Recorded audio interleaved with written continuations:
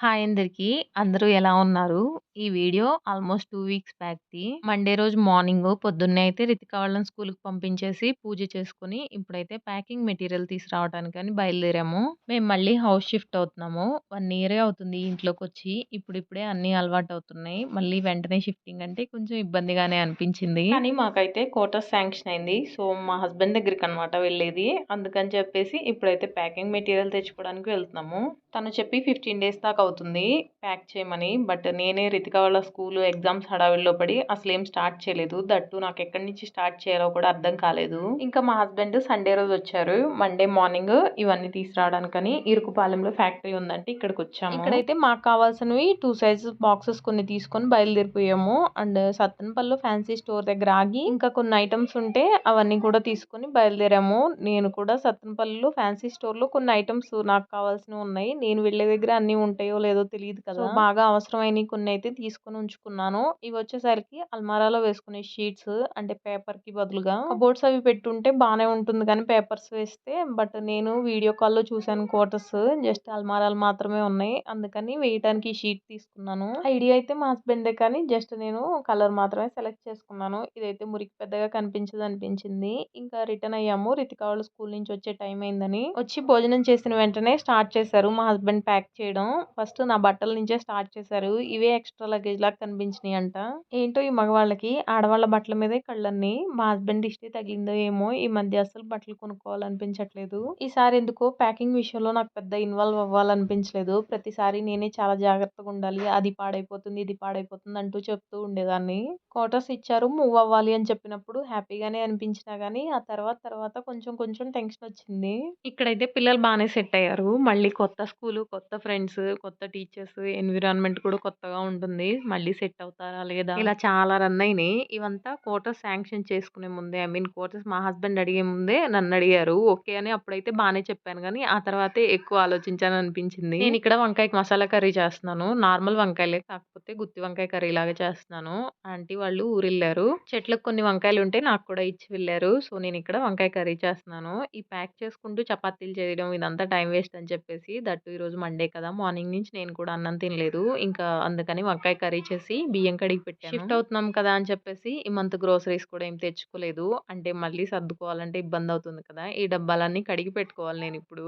నేను కర్రీకంతా రెడీ చేసుకున్నాను. ఇప్పుడైతే మా హస్బెండ్ టీ పెట్టమన్నారని సో, నా కోసం గూడా పెట్టుకున్నాను. నేనైతే ప్యాక్ చేయట్లేదు గానీ, రితిక వాళ్ళు ఆఫ్టర్‌నూను నిద్ర కూడా పోలేదు ప్యాక్ చేస్తున్నామని. ఇప్పుడైతే హోమ్ వర్క్స్ చేస్తున్నారు బయట. ఇంట్లో అంతా పిచ్చి పిచ్చిగా ఉంది గదా! కూర్చోవద్దు కాదని చెప్పేసి బయట చాప వేసి కూర్చోబెట్టాను. అండ్ నేనైతే ప్యాక్ చేయడంలో ఇన్వాల్వ్ అవ్వలేదని చెప్పాను గదా! వాళ్ళకి హోమ్ వర్క్స్ చేపిస్తున్నాను. మా హస్బెండ్ మాత్రమే ప్యాక్ చేస్తున్నారు. Dressing table తీసుకెళ్ళట్లేదు. ఇందులోయి కూడా కొన్ని తీసి ప్యాక్ చేశారు. అంటే కొన్ని డ్యామేజ్ కానివి ఉంటాయి గదా! అలాంటివి. అలాగే బుక్ షెల్ఫ్‌లోయి కూడా. ప్రతిసారి మేము హైదరాబాద్, చెన్నై అట్లా షిఫ్ట్ అయ్యాం కాబట్టి ఈజీగానే ఉండేది. ఒక ఆటో మాట్లాడుకొని నార్మల్‌గా ప్యాక్ చేసి పంపించేసేవాళ్ళం. వెనకో, ముందో మేము వెళ్తూ ఉండేవాళ్ళం. కానీ ఈసారి ఆల్మోస్ట్ ఊటీ దాకా ఎళ్ళాల్సొస్తుంది.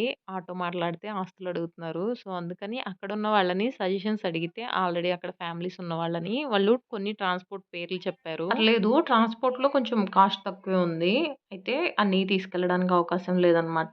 టీవీ మాతో పాటు తీసుకెళ్దాం అనుకున్నాం. And divan, dressing table, chairs and ఇంకా చాలా ఐటెమ్స్ ఇక్కడే ముందే పెడదాం అనుకున్నాము. ఎందుకంటే ఈసారి క్వార్టర్స్ కొంచెం చిన్నగా అనిపించిందంట మా హస్బెండ్‌కి. అవన్నీ పెట్టడానికి ప్లేస్ ఉండకపోవచ్చు అని చెప్పారు. 4 బాక్స్‌లయితే కంప్లీట్ అయినాయి. ఫిఫ్త్‌ది రన్నింగ్‌లో ఉంది. అండ్ ఎంతైతే మేము ప్యాక్ చేసామో అంత వేస్ట్ పడేయాల్సొచ్చింది ఈసారైతే. ఒకవైపు సర్దుకుంటూనే ఇంకోవైపు పనికిరానివన్నీ ఒక బ్యాగ్‌లో వేసి పెడుతూ ఉన్నారు మా హస్బెండ్. మేము ప్యాక్ చేసిన 3, 4 డేస్ కూడా ఫుల్ వర్షం ఉంది. నేనైతే రితిక వాళ్ళకి హోంవర్క్ చేపిస్తూ ఇక్కడ వంట చేస్తూ ఉన్నాను. కర్రీలో కూడా అన్నీ వేయలేదు. నువ్వులు, జీడిపప్పు, ధనియాలు ఇవన్నీ కూడా ధనియా పౌడర్ ఉంది కదా! అదైతే మిక్సీ వేద్దాంలే అని చెప్పేసి వేయించలేదు. ప్యాకెట్ ఓపెన్ చేస్తే మళ్ళీ ఇప్పుడు దాన్ని ప్యాక్ చేసుకోవాల్సొస్తది ఇబ్బందయిద్దని. అల్లం కూడా వేయలేదు. ఏదో ఉన్న వాటితో ఈసారికైతే కూర చేసేస్తున్నాను. కూర అయితే చాలా టేస్టీగానే ఉంది. అంటే నేను మార్నింగ్ నుంచి తినకపోవడం వల్ల టేస్టీగా ఉందో తెలీదు కానీ చాలా బావుంది. ఒక 3 డేస్ అయితే పంపించాం గానీ, ఇట్లనే ప్యాక్ చేసుకుంటే ఇంకా కిచెన్ ప్యాక్ చేసినాక మాత్రం రితిక వాళ్ళని పంపించలేకపోయాను. ఇంక అప్పటికే అక్క వాళ్ళ ఇంటికి వెళ్ళిపోయాం మేము కూడా. ట్రాన్స్‌పోర్ట్‌లో సామాన్లు పంపించడం కదా! కొంచెం లేట్‌గానే వస్తాయి. అందుకని చెప్పేసి మేము ఇక్కడి నుంచి బయలుదేరే 3 డేస్ ముందే పార్సిల్ వేసేసి వచ్చారు. మా హస్బెండ్ ప్యాక్ చేయడం మొత్తం అయిపోయిన తర్వాత. సామాన్లన్నీ ప్యాక్ చేసి పంపించిన తర్వాత కూడా మళ్ళీ 2 డేస్ ఉన్నామని చెప్పాను గదా! ఆ 2 డేస్ కూడా చాలా పనులున్నాయని చెప్పాలి నిజానికి. అండ్ 1 ఆర్ 2 మంత్స్‌కి సరిపడా గ్రోసరీస్ కూడా తీసుకోవాలని చెప్పారు. అండ్ కారు గూడా చాలా చాలా లాంగ్ వెళ్తుంది కదా! అండ్ కార్‌కి చిన్న సర్వీసింగ్ ఉంది. అది కూడా చేయించాల్సొచ్చిందనమాట. దానికి 1 డే అయిపోయింది. యాక్చువల్‌గా ఆదివారం బయలుదేరాల్సింది మేము. అందుకని సోమవారం మార్నింగ్ అయితే బయలుదేరాము. ఆదివారం ప్లాన్ కాస్త సోమవారానికి షిఫ్ట్ అయింది. ఇలా షిఫ్ట్ అవుతున్న ప్రతిసారి ఏవో ఇష్టంగా కొనుక్కున్నవన్నీ వదిలేయాల్సొస్తది. మా హస్బెండ్ లాస్ట్ వరకు చెప్తూనే ఉంటారు. ప్రతిదీ తీసుకెళ్దాం. ఏమీ వదిలిపెట్టను. నేను పట్టిస్తాను. అన్నీ తీసుకెళ్తానంటారు. కానీ లాస్ట్‌కి ఖచ్చితంగా ఏవో ఒకటి వదిలిపెట్టాల్సొస్తూనే ఉంటుంది. కానీ ఇంక ఈసారికైతే ఇన్వర్టర్, ఏసీ లాంటివి అక్కడికి తీసుకెళ్ళినా మనం ఫిట్ చేయించుకోవడం కుదరదని తెలిసిపోయింది. అలాంటివన్నీ అక్క వాళ్ళ ఇంట్లో, అమ్మ వాళ్ళ ఇంట్లో పెట్టేసి మాకవసరమైన కొన్ని మాత్రమే ప్యాక్ చేసుకొని తీసుకెళ్ళాము. ఫస్ట్ ఉత్తరాఖండ్‌లో ఫ్యామిలీ పెట్టినప్పుడు అనుకుంటా షిఫ్ట్ అయ్యేటప్పుడు ఇంకా అక్కడి నుంచి వెకేట్ చేస్తున్నాం. మళ్ళీ రామని చెప్పినప్పుడు సామాన్లన్నీ వేరే వాళ్ళకిచ్చేద్దాం అన్నారు మా హస్బెండ్. అదే టైంలో కానీ మేము పెళ్లి రోజు చేసుకుంటే 2 బాక్సెస్‌కి గిఫ్ట్ ఐటెమ్స్ వచ్చినియి. అవన్నీ అయితే వేరే వాళ్ళకిచ్చి చాలా జాగ్రత్తగా ఇంటికి పంపించాము. ఆ తర్వాత చాలా సార్లు అనుకున్నాను అట్‌లీస్ట్ సామాన్లన్నా పంపించాల్సింది కదా! బావుండేదని. ఎందుకంటే అందులో నా ఫేవరెట్ రోటీ మేకర్ అలాగే ఇండక్షన్ స్టవ్ ఉంది. నేను మళ్ళీ కొనుక్కోలేకపోయాను. సర్లే అని ఇంటికొచ్చి చూస్తే గిఫ్ట్‌లు గూడా లేవు. ఆ తర్వాత కొంచెం వెతగ్గా మా హస్బెండ్‌కి వాళ్ళ కొలీగ్స్ ఇచ్చినవి 1, 2 గుర్తుగా అంటే తెలిసిన వాళ్ళు బాగా దగ్గర వాళ్ళు ఉంటారు గదా! వాళ్ళ గుర్తుగా 2 గిఫ్ట్‌లు దొరికితే అవి తెచ్చుకున్నారు. ఇంట్లో ఉన్న రాధాకృష్ణుల ఫోటో వాళ్ళదే అన్నమాట. ఇప్పుడు కూడా మాతో పాటు తిప్పుతూనే ఉంటాము దాన్ని కూడా. అందుకని చెప్పేసి ఇలా షిఫ్ట్ అయ్యేటప్పుడు చాలా మిస్ అయ్యేవాల్సొస్తది. చెన్నై నుంచి ఫస్ట్ షిఫ్ట్ అయ్యేటప్పుడైతే అన్నీ పట్టినవి. ఒక ఓవెన్ మాత్రమే పట్టలేదు.